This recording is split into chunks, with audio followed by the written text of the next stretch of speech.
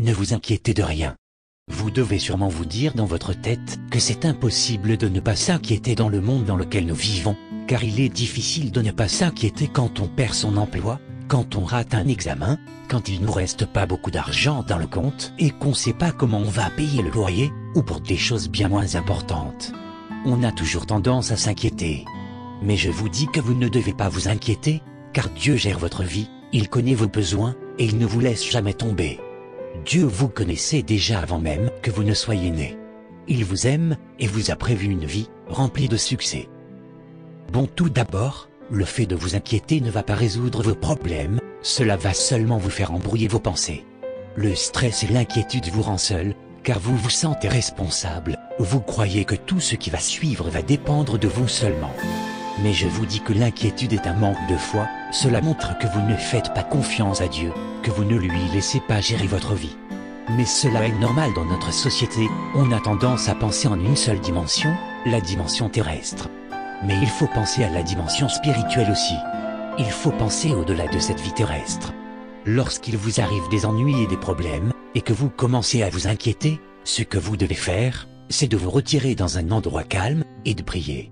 Vous devez demander au Seigneur de l'aide, vous devez lui exposer votre situation, et lui demander d'agir dans cette situation.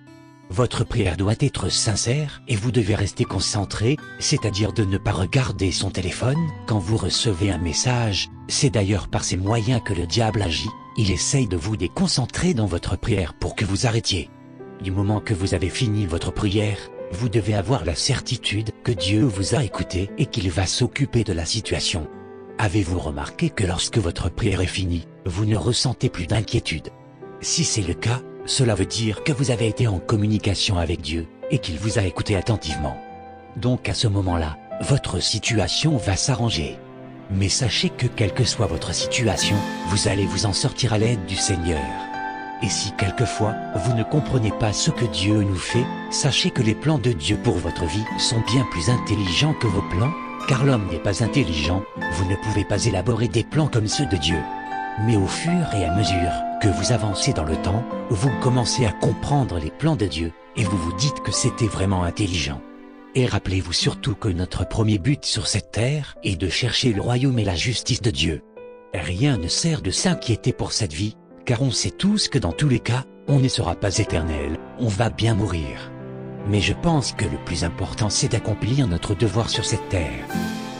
Pour résumer, quand il vous arrive des malheurs professionnels, financiers, amoureux, personnels, ou des problèmes de santé, ne commencez pas à vous inquiéter, ne pensez pas au pire, mais faites confiance à Dieu et surtout commencez à prier Dieu, à lui exposer votre problème. Et si vous lui faites vraiment confiance, il va agir sur votre situation.